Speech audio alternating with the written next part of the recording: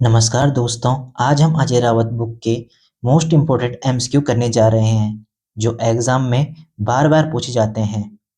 तो चलिए शुरू करते हैं आज का यह वीडियो। पहला क्वेश्चन है, निम्न में से किस राजा ने यमुना के तट पर अश्वमेध यज्ञ किया था?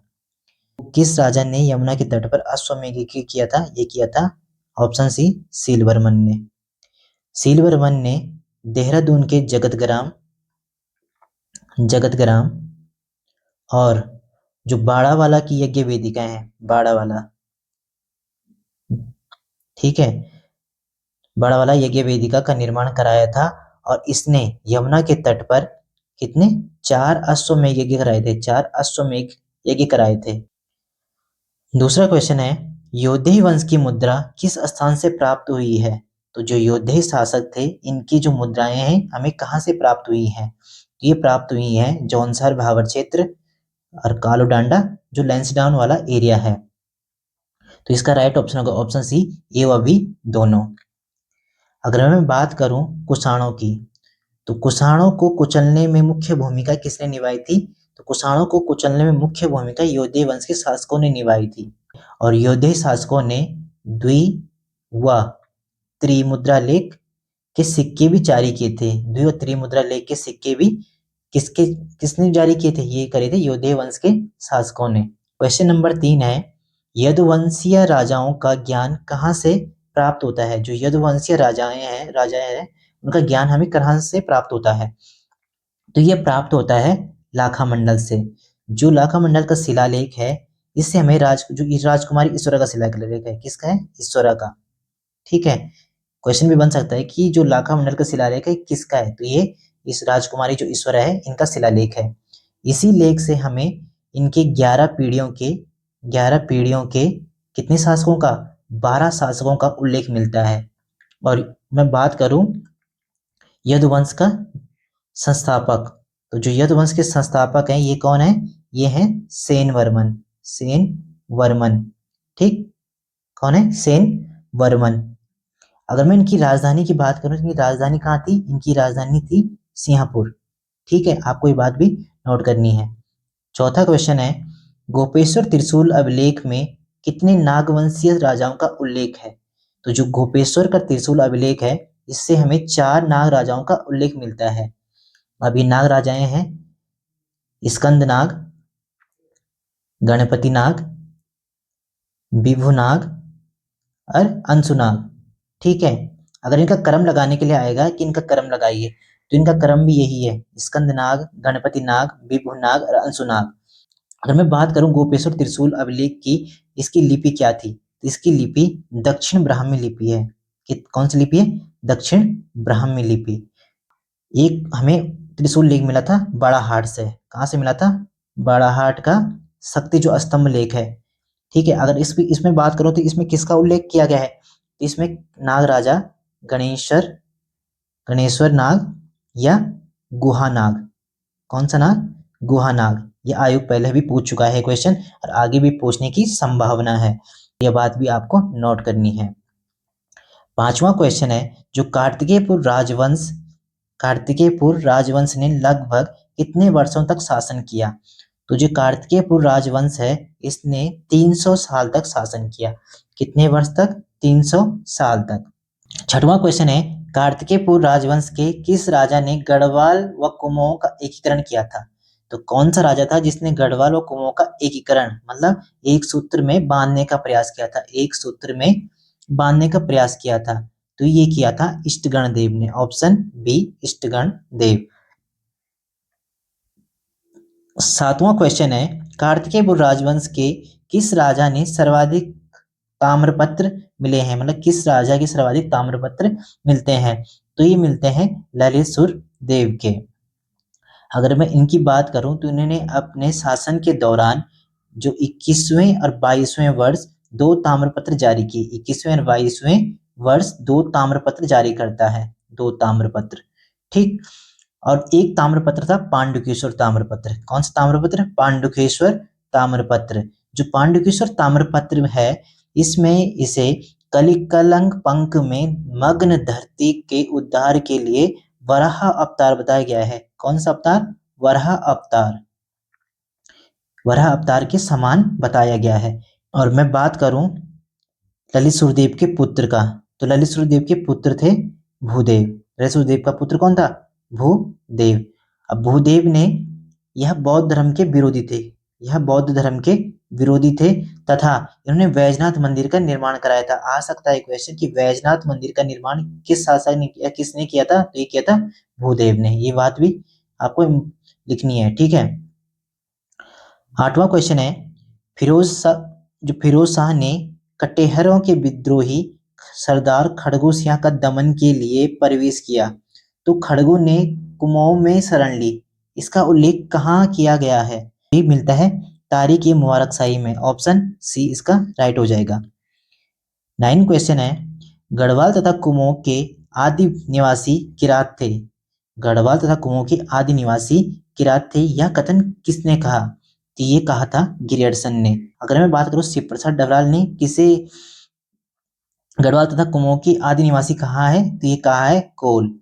अगर किरातों की बात की जाए, किरातों का उल्लेख और किस में मिलता है? तो ये मिलता है रघुवंश जो महाकाव्य है कालिदास जी का, उसमें भी किरातों का वर्णन मिलता है। और एक और पुस्तक है इंडिका। इंडिका किसकी है? ये पुस्तक है मेगस्थनीज की। किसकी? मेगस्थनीज की। तो इसमें भी किरातों का वर्णन मिलता है, ठीक है। ये भी बहुत मोस्ट इंपोर्टेंट क्वेश्चन है। ये जो इंडिका है इसमें किसका वर्णन मिलता है? इसमें किरातों का वर्णन मिलता है। 10वां क्वेश्चन है, किस शिलालेख से पता चलता है कि प्रथम कत्यूरी नरेश बसंत देव था? तो कौन सा शिलालेख है जिससे पता चलता है कि प्रथम कत्यूरी नरेश बसंत देव था? तो ये पता चलता है बागेश्वर के शिलालेख से। बागेश्वर के शिलालेख में एक बात और उल्लेखित है कि बसंत देव ने एक मंदिर स्वर्णेश्वर नामक जो ग्राम है वो दान में दिया था। स्वर्णेश्वर नामक ग्राम दान में दिया था। अगर मैं बात करूं जोशीमठ में भगवान नरसिंह का मंदिर है, इसका निर्माण किसने कराया था? तो ये भी बसंत देव द्वारा कराया जाता है, ठीक। 11वां क्वेश्चन है, कत्यूरी पदाधिकारियों में कौन सा सही नहीं है? पहला है प्रांतपाल। तो प्रांतपाल क्या करता था? ये करता था सीमाओं की रक्षा, ठीक। घट्टपाल गिरद्वारों का रक्षक, ये बिल्कुल सही है। तीसरा है वर्मपाल। वर्मपाल करता था सीमावर्ती मार्गों पर आने जाने वाले व्यक्तियों की नजर रखता था, ये बात भी सही है। चौथा है नरपति। नरपति जानवरों की देखभाल नहीं अपितु नदी घाटों पर आगमन की सुविधा तथा करों की वसूली करता था। तो ये क्या करता था? नदी घाटों पर आगमन की सुविधा तथा करों की वसूली करता था। तो इसका राइट ऑप्शन होगा ऑप्शन डी। 12वां क्वेश्चन है, कत्यूरी काल में भूमि की अभिलेख रखने वाले अधिकारी को क्या कहा जाता था? ठीक है, यहाँ पे क्या कहा जाता था? तो जो भूमि की अभिलेख रखता था इसको उपचारिक कहते थे। क्या कहते थे? उपचारिक या पट्ट कोषाचारिक। जो क्षेत्रपाल था, तो क्षेत्रपाल क्या करता था? कृषि की उन्नति का ध्यान रखता था। और परमावतार था, तो परमावतार भूमि के जो माप होती है, भूमि की माप करने वाला। तो ये बात भी आपको नोट करनी है, ये सारे फैक्ट इंपॉर्टेंट है, ये आपको नोट करते हुए चलना है। 13वां क्वेश्चन है, भोगपति व शौल्किक अधिकारी क्या कार्य होता था? जो भोगपति या शौल्किक होते थे, इन अधिकारियों का क्या कार्य होता था? तो इन अधिकारियों का कार्य होता था करों को लेना। तो क्या करते थे? ये करों को लेते थे। ऐसे एक अधिकारी था सरभंग। तो जो सरभंग था, ये कौन था? सरभंग ये होता था तीर अंदाज। कौन होता था? तीर अंदाज, ठीक है। ये बात भी आपको नोट करनी है। 14वां क्वेश्चन है, कत्यूरी काल में आभीर नामक अधिकारी का कार्य होता था। जो आभीर है इसका कार्य क्या होता था? तो इसका कार्य होता था पशुओं से दुग्ध प्राप्त करने वाला अधिकारी होता था, तो इसे आभीर कहा जाता था। ऑप्शन बी राइट हो जाएगा। 15वां क्वेश्चन है, कत्यूरी राजाओं का मूल निवास स्थान था। जो कत्यूरी राजाओं की प्रथम राजधानी थी वो कहाँ मानी जाती है? जोशीमठ। तो इसका राइट ऑप्शन होगा ऑप्शन सी जोशीमठ। 16वां क्वेश्चन है कत्यूरी राजाओं के शासन से संदर्भित कथन एवं कारण के संदर्भ में सही उत्तर दें। कथन ए है कि कार्तिकेय राज्य जो कार्तिकेयपुर राज्य है ये धर्म राज्य था।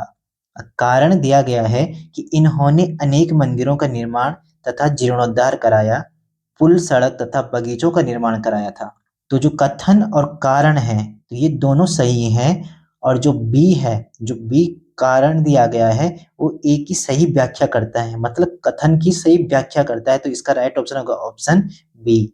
कथन ए और कारण दोनों सही हैं तथा बी ए की सही व्याख्या करता है। और व्याख्या सही कैसे करता है? क्योंकि जो कत्यूरियों ने अनेक मंदिरों निर्माण कराए, जीर्णोद्धार कराए, पुलों और सड़कों के निर्माण कराए और अनेक बाग और बगीचे बनाए थे, तो इसलिए इनके राज्य को एक धर्म राज्य माना जाता है। ठीक है, तो इसलिए इसकी सही व्याख्या करता है, तो ऑप्शन बी इसका राइट ऑप्शन हो जाएगा। क्वेश्चन नंबर 17 है कि निम्न में से कौन सा कथन सही सुमेलित नहीं है। हमें बताना है कौन सा इसमें सुमेलित नहीं है। पहला दिया गया है कि कत्यूरों की प्रारंभिक राजधानी कार्तिकेयपुर यानी जोशीमठ थी। तो ये बात बिल्कुल सही है। जो कत्यूरों की प्रारंभिक राजधानी मानी जाती है वो जोशीमठ के कार्तिकेयपुर जो एरिया था उसमें मानी जाती है। दूसरा है कि कत्यूरों की द्वितीय राजधानी बैजनाथ यानी बागेश्वर थी।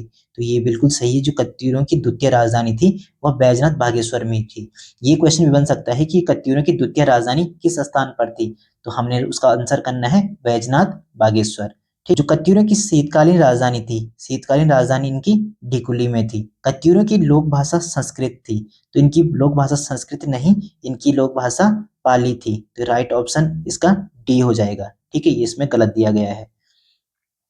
18वां क्वेश्चन है कि कत्यूरी काल में जनपद तथा उनके क्षेत्रों के कूट के माध्यम से सुमेलित कीजिए। इस साइड जनपद दिए गए हैं, इस साइड क्षेत्र दिए गए हैं।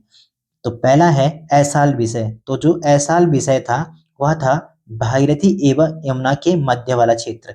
तो जो ऐसाल विषय था ये था भागीरथी एवं यमुना के मध्य वाला क्षेत्र। टंकणपुर विषय की बात करूं तो टंकणपुर विषय था अलकनंदा एवं भागीरथी के संगम से उपत्यका क्षेत्र। इसमें संगम याद रखना, अलकनंदा भागीरथी संगम से उपत्यका क्षेत्र तक। तीसरा है कि कार्तिकेयपुर, कार्तिकेयपुर विषय था।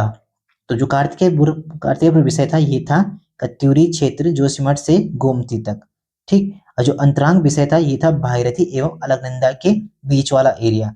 तो इस क्रम में इसका आंसर होगा 2, 3, 4, 1। ठीक है, तो ऑप्शन हो जाएगा इसका ए सही हो जाएगा। 2, 3, 4, 1। तो ये थे आज के क्वेश्चन। आई होप आपको ये वीडियो पसंद आए। मिलते हैं नेक्स्ट वीडियो में, तब तक के लिए जय बद्री विशाल।